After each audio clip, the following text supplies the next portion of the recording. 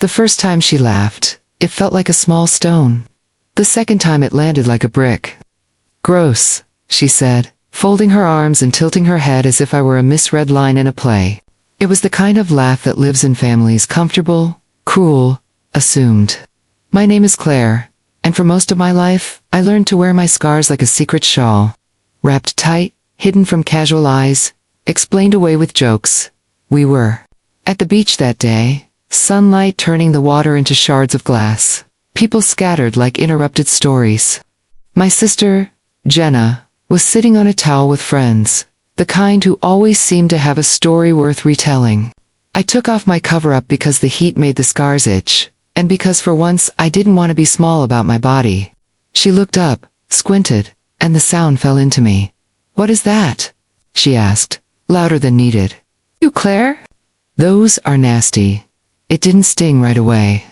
Embarrassment settled in the space between my ribs, a slow, cold bloom. I smiled. That automatic thing you do when a small betrayal happens in public, smile to keep the world simple.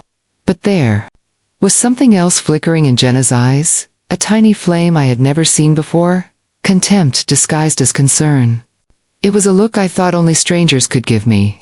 It was the first time my own sister made me feel exposed. What she didn't know, what everyone on that blanket and every eavesdropper around us did not know, was that those scars carried a story that made my bones ache to remember. They were not the result of clumsiness or a teenage dare. They were history proof of a night when my life split in two. For years, I had told myself that those marks were only mine to bear, a private ledger of pain and survival. I let people joke, deflect, or pretend not to notice because it was simpler that way. But what I didn't say out loud was that the world had a way of tipping the lid off your small, private box. Small comments turned into patterns. Little smirks, compounded into a narrative that I was someone to be mocked, a story to be whispered, and then retold with embellishment. I began to notice the sideways glances in family photos, the abandoned conversations, how Jenna's laughter seemed to ripple, gathering strength. It felt like a betrayal, so ordinary it was almost invisible. After that day, I started to keep a journal. Not to heal, not yet, but to hold the raw edges of what happened. Writing made each memory heavier and clearer. I would read back and think, who would believe this? Who would care? And if anyone did care, could I even stand to let them see the truth sewn into my skin? The thing about secrets is, they demand an audience. Mine found one I never expected, an old uniformed man on a bench by the pier, with a stare that saw straight through polite deceptions. He would become the key, not because he wanted to be, but because sometimes the person who changes everything appears in the most ordinary way. He was an admiral, retired, with a slow voice and hands that trembled. When he talked about storms, I noticed him because he watched the ocean like someone listening for a story at first. The admiral was just a face in the crowd, a comfort to my restless pen. He would sit and watch the horizon as if it were a map of every regret he had ever navigated. I found myself telling him pieces of my life, in that journal voice, small, clipped, testing. He listened without the usual impatience. One afternoon, when the tide was low and the gulls seemed like punctuation, he asked, "What are those lines on your arms?" I hesitated. It felt absurd to explain to a stranger what my own skin said. But his eyes, steady, patient, made me fold back the paper barrier I had built. I told him about the night I became someone else. I told him about a man I loved who kept secrets like chests, and a fire that started in a misunderstanding and became a blaze of consequences. I spoke about police stations and courtrooms, about whispered defenses and small, cowardly lies. I told him about Jenna's laughter and how it split my chest open all over again. He did not flinch. He simply nodded, as if he had seen storms tear through finer things before. Then he surprised me. "You saved people," he said. "I think I know how." "You do?" I asked, ridiculous and brittle. "Yes," he told me about a fleet long ago, vessels caught in the teeth of a storm. Young woman, my description fit the admiral's memory exactly, who had acted, without thinking, and saved dozens. The older version of that woman had gone quiet later, her axe folded away and uncredited. He spoke of names that appeared in reports, and others that did not. There are always gaps, he said.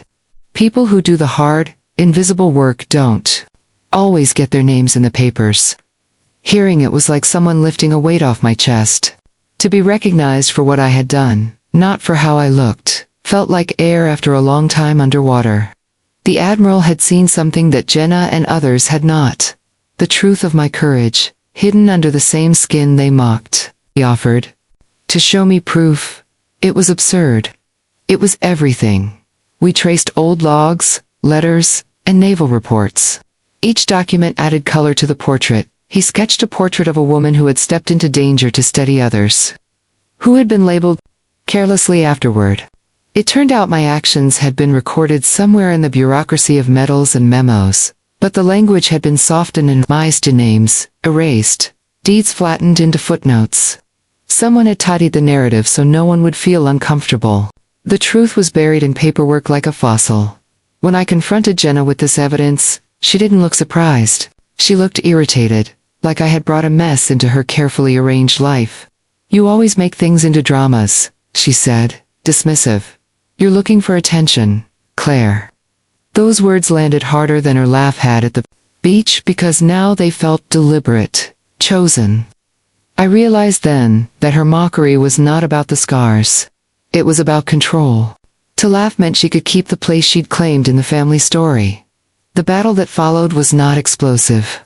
It was domestic and slow and bone-wearing. I showed relatives the documents, the Admiral's notes, the lines that put my name where it belonged. Some people denied what the papers suggested. Others changed their tune when confronted with print. But the cruel thing was not whether people believed me, it was that Jenna's dismissal had already seeded doubt in those who mattered most. I had to uproot that doubt with facts, and with my own steady voice. There were nights I wanted to give up. I would sit alone, let the ache come, and remember the Admiral's calm. Truth finds a way, he'd say. It wasn't the blind optimism of a hopeful person. It was the conviction of someone who had seen patterns bend under pressure. I started to see myself differently. Not as a fragile thing to be hidden, but as someone who had been brave and then minimized. The shift from shame to pride didn't feel immediate. It came in small corrections, a returned phone call, a cousin saying, I didn't know. A neighbor's awkward apology. Revenge, I learned, rarely arrives as a dramatic cliff. It came as a steady reclaiming. The Admiral and I presented the evidence at a small family meeting I insisted on. I spoke calmly, my voice a tool shaped by practice. I am not the story you've made me, I said. I did what I had to. My scars are evidence of that. I watched Jenna's face tighten, first surprise, then anger, then a brittle defensiveness that looked like a mask slipping. She tried to laugh it off, the old reflex. Claire, you're making this a thing again, she said, but the words were softer, because other people were listening now. My aunt touched my hand. My father stopped clearing his throat and met my eyes.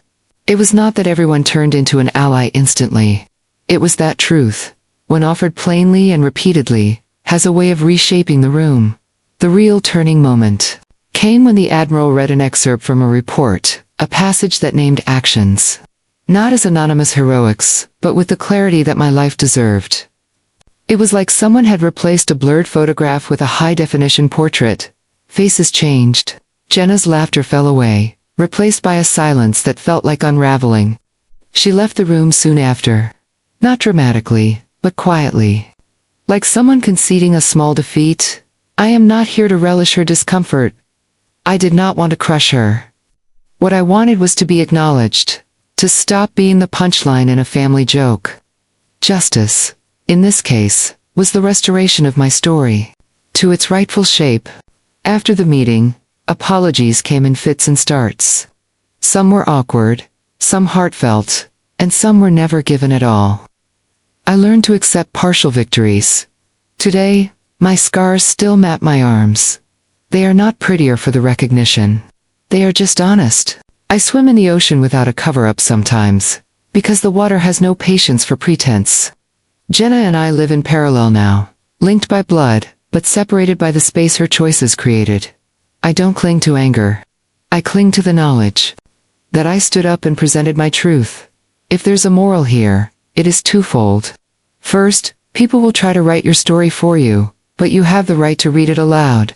Second, recognition can come from places you don't expect. An admiral on a bench, a folded report, a quiet listener. I found peace not in revenge, but in being seen. The scars remain, but so does the story they hold. And for the first time in a long time, that story is mine.